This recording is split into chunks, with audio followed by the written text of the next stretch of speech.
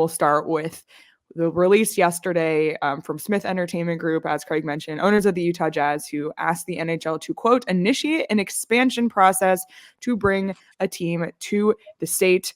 And I would just like to say one more time, the expansion process, which didn't stop all of the Twitter trolls from saying the Utah Coyotes, the Salt Lake City Coyotes, relocate the Coyotes. What part about that release did you see relocation? Well, the problem was the phrase that came after it. SEG has also made it clear its immediate ability to welcome an NHL team to Utah using Delta Center as an interim home arena for an NHL franchise. That's what had everybody thinking, oh, in addition to we want to start the expansion process, we could also house a team right away. So everybody made the leap to Coyotes. And listen, I didn't call the Utah Jazz owner to find out if that's what was intended in the release. But you know what troubled me? I didn't report that that was related to the Coyotes. A lot of other people did, and they didn't make that call either. What did you mean by this raise?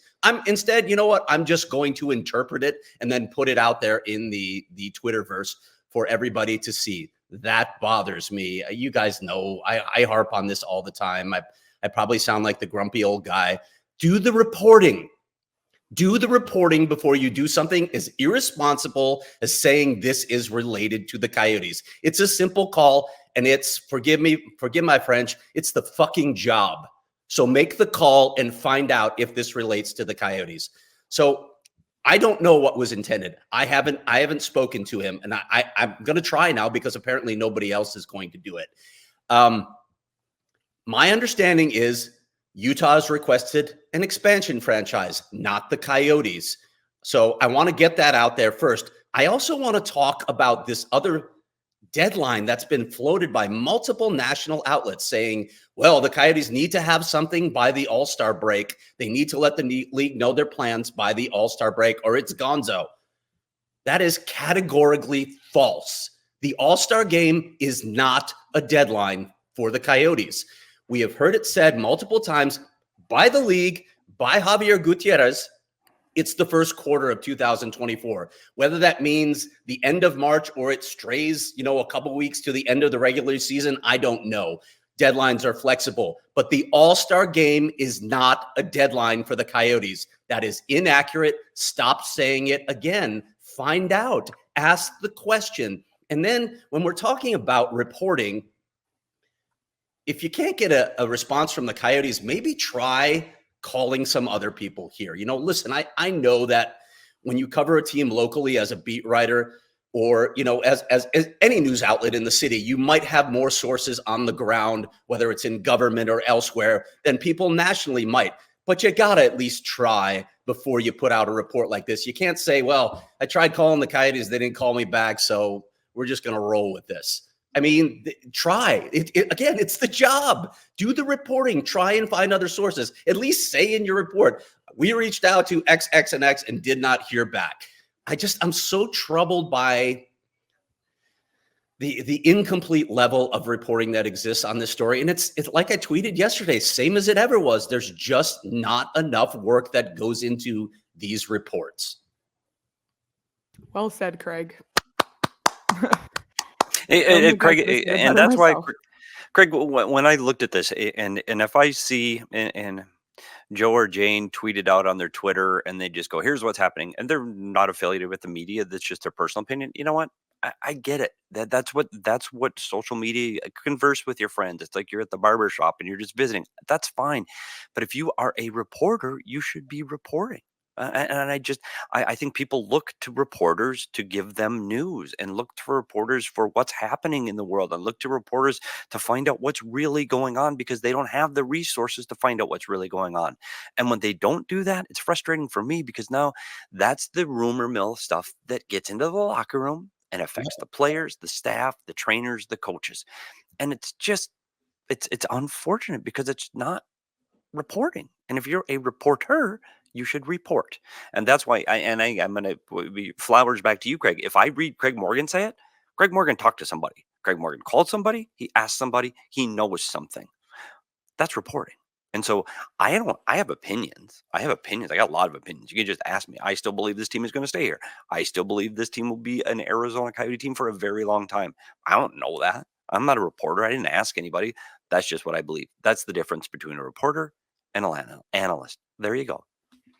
Yeah. And it's especially frustrating when well-respected national reporters make assumptions and publicly put them out like that. That's bothersome. And I think this kind of leads into another thing that happened yesterday, or that came out, with some comments that NHLPA director Marty Walsh made regarding the Coyotes, saying the clock is ticking in Arizona. In my opinion, if you didn't read the Athletic article that came out yesterday, that Marty Walsh had some quotes in, he didn't have great things to say about the Coyotes, but as I mentioned, he said the clock is ticking. In my opinion, Craig, I know you have some thoughts on Marty Walsh's comments as well. Yeah, and I want to listen when we're talking about media accounts like this story was written by Joe Smith, a former colleague of mine at The Athletic, who I respect immensely as a reporter, as a writer, as a person. I'm friends with Joe. We hung out at the draft in Vancouver. I spoke to Joe on the drive back from Tucson yesterday. We talked for a long time. I don't have any problem with what Joe Smith did here. He got the executive director of the NHLPA to talk on a variety of topics. This was just one of them that Marty touched on, and he quoted Marty. That's fine. Like, this is a Q&A. There was nothing wrong with this piece.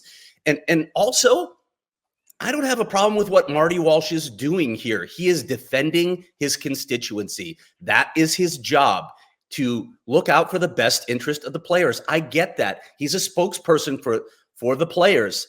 Having said that, like, if Marty Walsh thinks that the Coyotes are going to keep him updated on all the granular details of their arena plan, he's nuts. I know he wants them to, but listen, some of this has turned into like this war of words between the PA and the Coyotes. Marty Walsh hasn't exactly been kind in his portrayal of the Coyotes, and some of it's fair, right? They're playing at a 4,600 seat college arena. It's crazy. He has to look out for the best interest of his players, and he's right. They deserve an NHL arena. They deserve everything that every other market gets. All of that is fine, but I don't think the Coyotes intend to keep Marty Walsh informed. I don't know that he's getting everything that he thinks he's getting from the league. And I know Marty Walsh has political connections here in the Valley, but I don't think he's talking to the right people, because I don't think Marty Walsh really knows what's happening on the ground here.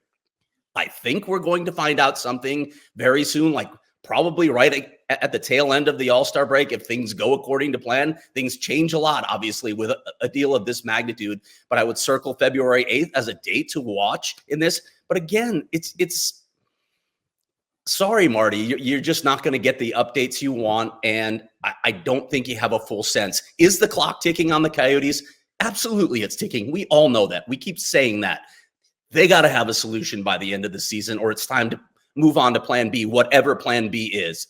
But we are not there yet. And I don't think from a national perspective, people outside this market, probably a lot of people in this market, really don't have a full understanding of what's happening yet. Something is probably coming out very soon. The one thing I want to say about Marty Walsh, and this is, I don't know what the advantage would be to Coyotes ownership and management on including the players into their process of purchasing or trying to build an arena. I don't understand the advantage of negotiations and letting them know inside information. When someone buys a house and they're planning to rent it, they don't call all the renters out and say, "Hey, come on, why don't you guys help us buy this house?" Or when we're lessees of the building in downtown, when there's a new management company, they don't come to us and go, "Hey, here, we're going to get, you guys want to get involved as we make a bid for it?" No, it's not how it works. You're working in the building. I think there is a point when the team needs to inform the players of the periphery of what's going on. But at the PA at this stage, no. And I don't see the advantage of other than to appease your own players so you can stop some of the rumor mill and some of those before you play a game. But there is no advantage for the Coyotes to include the NHLPA in their negotiation process. You know what else happens in these, and we've seen this recently, Petey.